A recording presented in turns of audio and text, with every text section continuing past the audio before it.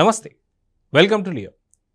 మొత్తానికి వైసీపీ అధినేత, పులివెందల ఎమ్మెల్యే, మాజీ ముఖ్యమంత్రి వైఎస్ జగన్మోహన్ రెడ్డి పూర్తి ఉచ్చులో బిగుచుకుంటున్నాడా?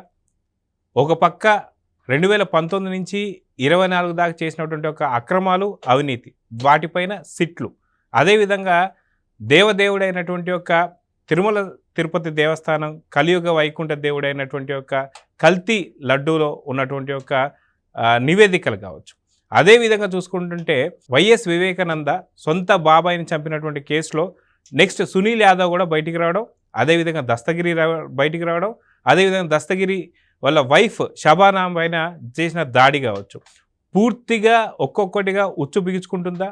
మరో పక్క తల్లి, ఇంకొక పక్క చెల్లి. మొత్తానికి ఏం జరగబోతుంది? సో దీని గురించి మనతో మాట్లాడడానికి సీనియర్ జర్నలిస్ట్ కనకదుర్గ వడ్లమణి గారు ఉన్నారు. వారిని అడిగి తెలుసుకుందాం. మేడం నమస్తే. నమస్తే. జగన్కి పూర్తిగా బిగుచుకుంటున్న ఉచ్చు అని చెప్పేసి అయితే అర్థమవుతుంది.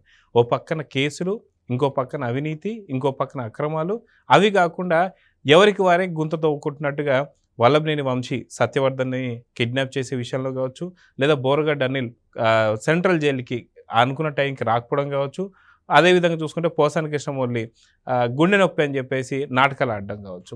సో ఇవే కాకుండా సునీల్ యాదవ్ బయటకు వచ్చేసి ఆ రోజు జరిగింది వేరు, మా తల్లి పేరు అనవసరంగా దాంట్లో ఇరికిస్తున్నారు, మా తల్లికి సంబంధించి వ్యక్తిగత హననం చేస్తున్నారు, హత్య అనే సినిమాలో ఇవన్నీ కూడా పెట్టారు. అసలు ఛార్జ్ షీట్ ప్రకారం అక్కడ ఉన్నటువంటి నిందితులు ఇంతమంది అయితే ఇంతే మందిని చూపించారు హత్య అనే సినిమాలో అని చెప్పి చెప్పడం కావచ్చు.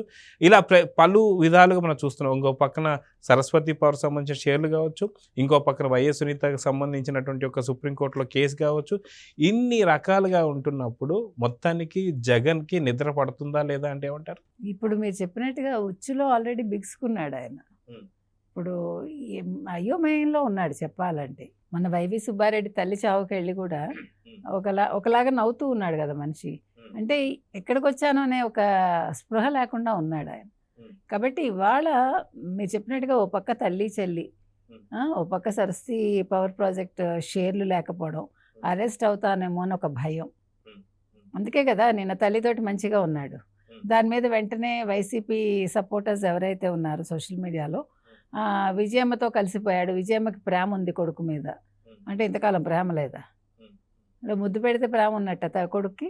అంటే కొడుకే చెప్పేశాడు కదా, నాకు నాకు ప్రేమ ఆప్యాయత చచ్చిపోయింది అన్నాడు కదా. మరి నిన్న మళ్ళీ ఆ ప్రేమ ఆప్యాయత అవసరం కోసం వచ్చిందా? అంటే ఇది అవసరార్థం అన్నమాట అన్ని ఈ ప్రేమలన్నీ. అంటే ఇప్పుడు షేర్లు కావాలి కాబట్టి తల్లిని ప్రేమగా ఉన్నట్టు నటిస్తాడు తల్లితోటి. సో మీరు అన్నట్టుగా ఇంకో పక్క చూసుకుంటే ఎమ్మెల్సీలు వెళ్ళిపోతున్నారు. ఇంకో పక్క చూసుకుంటే ఇప్పుడు సునీల్ యాదవ్ అనేవాడు వాళ్ళు బయటకు వచ్చి దస్తగిరి లాగానే నేను కూడా అప్రూవర్గా మారిపోతాను, నేను వెళ్ళి కలిశాను అశోక్ కుమార్ అక్కడ కడప సిఐ ఎస్ఐ ఆయనతోటి మాట్లాడి నేను అన్నీ రాసి ఇచ్చాను, నేను కరెక్ట్గా ఏం జరిగిందో నేను వాస్తవాలు చెప్తాను, ఎవరెవరు ఇన్వాల్వ్ అయ్యారు పేర్లతో సహా కోర్టులో చెప్తాను, ఇప్పుడు చెప్తే నా ప్రాణానికి ముప్పు అంటున్నాడు. అంటే ఇలాగా ఎవరైతే నిందితులు ఉన్నారో వాళ్ళు అప్రూవర్గా మారుతున్నారు. ఇంకా కృష్ణయ్య ఒకడు మిగిలాడు, ఆల్రెడీ గంగాధర్ చచ్చిపోయాడు. ఈ నలుగురు కాకుండా అవినాష్తో సహా మొత్తం 8 మీరు అన్నట్టుగా హత్య అనే సినిమా తీశారు. ఆ సినిమాలో మా అమ్మకి వివేకానంద రెడ్డికి సంబంధం ఉందని అంటగట్టారు. అది చాలా తప్పు. మా అమ్మని అలా చూపించడం, లేకపోతే మా అమ్మ గురించి అలా మాట్లాడటం అనేది వ్యక్తిగత హననం కిందకు వస్తుంది అన్నాడు. ఇదే కాకుండా ఒక ప్రముఖ మీడియాతో కూడా సునీల్ యాదవ్ ఒక మాట మాట్లాడాడు. సో ఖచ్చితంగా అప్పుడు మరి మీ మదర్కి సంబంధించి వివేకానంద రెడ్డి గారితో ఒక చిన్న రిలేషన్ ఉందని చెప్పి కూడా అన్నారు. ఆ టైంలో కేసు కూడా వేశారు కదా, మరి ఏమైందని అడిగినప్పుడు అప్పుడు కూడా వైసీపీ నేతలు ఎవరైతే ఉన్నారో నన్ను బయటికి తీసుకురావడానికి ఇది ఒక్క మార్గమే ఉంది అన్నట్టుగా అంటే నేను సైలెంట్గా ఉన్నాను. కానీ సిబిఐ ఛార్జ్ షీట్లో అంటే వాళ్ళు విచారణ చేసిన తర్వాత ఎటువంటి సంబంధం లేదు తెలిసింది, కానీ ఛార్జ్ షీట్ ప్రకారమే కదా సినిమా తీయాల్సింది, వివేకం తీశారు, దాంట్లో కరెక్ట్గా ఉంది, కానీ దీంట్లో నా గురించే ఎక్కువగా దీన్ని తీస్తున్నారు, మా అమ్మగారికి సంబంధించిన వ్యక్తిగత హననం, అది ఇంత నీచానికి దిగజారుతుందా వైసీపీ నేతలు కావచ్చు, సాక్షి కావచ్చు అంటే ఏమంటారు? సాక్షులుగా రోజు ఇదే వార్త ప్రచురించారని చెప్పాడు సునీల్. నీచానికి ఇవాళ కొత్తగా ఏం దిగజారిందండి? వాళ్ళు నీచానికి దిగజారే వాళ్ళు రాజకీయాలు చేశారు గత 5 ఏళ్ళు. ఇప్పుడు ఎప్పుడైతే చంద్రబాబు నాయుడు గారి భార్య గురించి అసెంబ్లీలో మాట్లాడగలిగారో వాళ్ళకి వేరే ఆప్షన్ లేదు. వాళ్ళు ఒక తల్లి, ఒక చెల్లి, ఒక అక్క, ఒక భార్య వీళ్ళ మీద ఆధారపడి వాళ్ళని కించపరుస్తూ, అంటే ఎవరినైతే ఇబ్బంది పెట్టాలనుకుంటారో, మానసికంగా కుంగదీయాలనుకుంటారో, రాజకీయంగా వాళ్ళకి ఫ్యూచర్ లేకుండా చేద్దాం అనుకుంటారో, అలాంటి వాళ్ళ ఆడవాళ్ళను బయటకు తీసుకురావడానికి ప్రయత్నిస్తారు బూతుల ద్వారా. కానీ అల్టిమేట్గా ఎవడు నష్టపోతాడు? వీళ్ళు ఇలా ఎప్పుడైతే చేశారో ఖచ్చితంగా వాళ్ళకి ఫ్యూచర్ ఉంటుంది అవతల వాళ్ళకి. ఎందుకంటే అది వీళ్ళు గ్రహించుకోవట్లా. ఇలాంటి నీచ రాజకీయాలు చేశారు కాబట్టి, చేస్తున్నారు కాబట్టి ఇప్పుడు వైసీపీ పార్టీ క్లోజ్ అయిపోతుందనే ఒక టాక్ వినిపిస్తుంది. అంటే నీకు రాజకీయం అనేది నీకు వ్యక్తిగతంగా చేయడం రాదు. నేను సింహాన్ని, నేను సింగిల్గా వస్తానను, లేదు నేను మాట తప్పను మడమ తిప్పను అంటూ ప్రగల్భాలు పలకడం తప్ప ఉత్తర కుమారుడిలాగా నిజంగా వాస్తవంగా చూసుకుంటే జగన్మోహన్ రెడ్డి అనేవాడికి ఏముంది? ఒక చాముందా? ఒక మాట వచ్చా మాట్లాడటం? ఒక న్యాయంగా రాజకీయం చేయటం వచ్చా?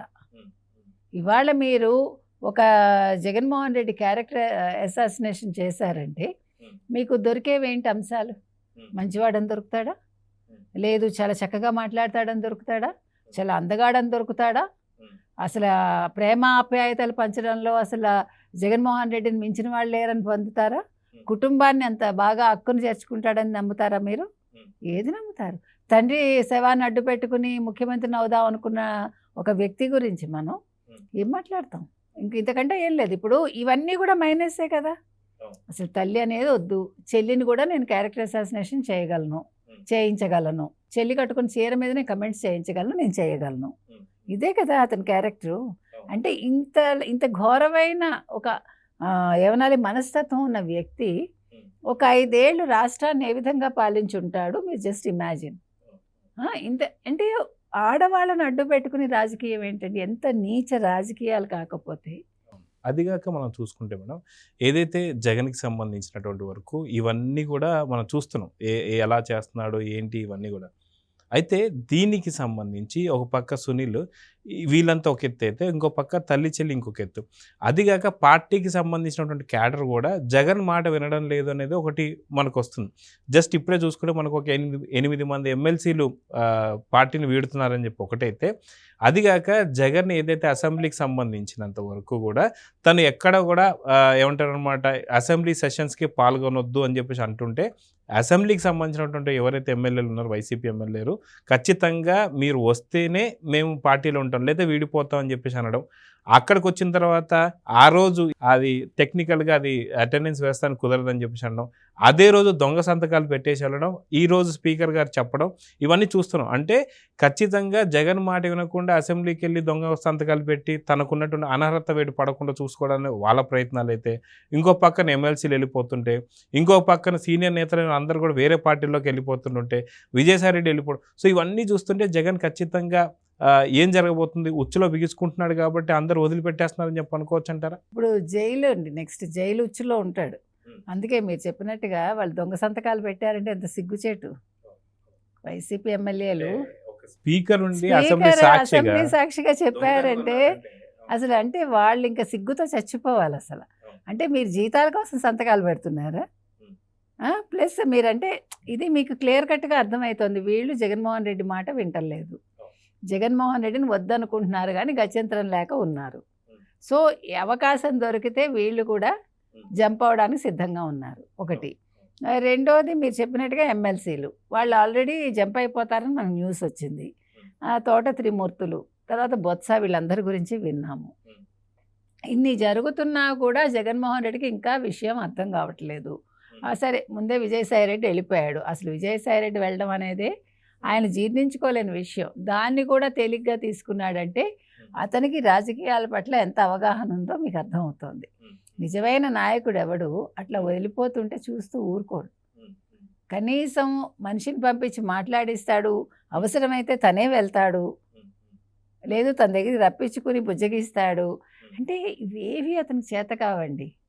అతనికి అంటే మానవ సంబంధాల మీద నమ్మకం లేదు ఆయనకి. ఆయనకున్న సంబంధం ఒకటే, డబ్బు సంబంధమే, ఆర్థిక సంబంధాలు తప్ప మానవ సంబంధాలు అనేవి జగన్మోహన్ రెడ్డికి వంట బట్టవు, పట్టించుకోడు.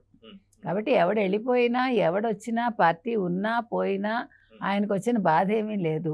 రేపొద్దున నేను అరెస్ట్ అవుతాను అనే ఒక భయం ఉందో లేదో కూడా మనకు అర్థం కావట్లే. సర్లే 16 నెలలు ఉన్నాను, ఇంకో 10 ఏళ్ళు ఉంటానని అనుకుంటున్నాడా? అసలు ఏమనుకుంటున్నాడు? ఆయన మనసులో ఏముందో, ఆయన మనస్తత్వం అంటే ఆవిడకి అర్థం కావట్లే. ప్రతివాడు నిజంగా అసలు ఆశ్చర్యపోతున్నారు. మీరు అన్నట్టు ప్రజల్లోకి వెళ్ళడు, వస్తానంటాడు. జనవరి అయింది, ఫిబ్రవరి అయింది, మార్చి అయింది. కేడర్ ఏమన్నారు? మీరు గ్రామ మండల స్థాయి నుంచి బలోపేతం చెయ్యండి, మన కార్యకర్తలు లేరు, మీరు వాలంటీర్స్ నమ్ముకుని మొత్తం పార్టీని ముంచేశారు, ఎమ్మెల్యేలను కూడా ముంచేశారు, మీరు ఎంపీలను ముంచేశారు. సో ఇవాళ నాయకులు అనేవాళ్ళు లేరు. కింద స్థాయిలో కార్యకర్తలు లేరు, మధ్యస్థాయి నాయకులు లేరు, పై స్థాయిలో నాయకులు లేరు. ఎవడికి వాడు అంటే తప్పుకున్నారు. కాబట్టి ఇప్పుడు పార్టీని బలోపేతం చేసే దానిలో పడ్డారు. సో ఈ వంకన ఇంకా మళ్ళా ఒక 3-4 నెలలు ఆయన అసలు ప్రజాక్షేత్రంలోకి రాడు, దీని గురించి పట్టించుకోడు. కాబట్టి పార్టీ ఉన్నట్ట పోయినట్ట మీరే ఆలోచించుకోండి. ఇక్కడ అసలు జగన్మోహన్ రెడ్డికి ఫ్యూచర్ ఉందా లేదా అనే దాని మీద మనం ఇంకా చర్చించడం కూడా అనవసరం నన్ను అడిగితే. సో చూద్దాం మేడం, ఖచ్చితంగా ఏకాకిని చేసినటువంటి ఒక జగన్, అదిగాక ఎందుకు చేశారు అంటే ఖచ్చితంగా తనకు బిగుసుకుంటున్నటువంటి కేసులు. సో అందుకే పూర్తిగా జగన్ వీడనున్నారు. సో ఏం జరుగుతుందో చూద్దాం మరి. నమస్తే. నమస్తే.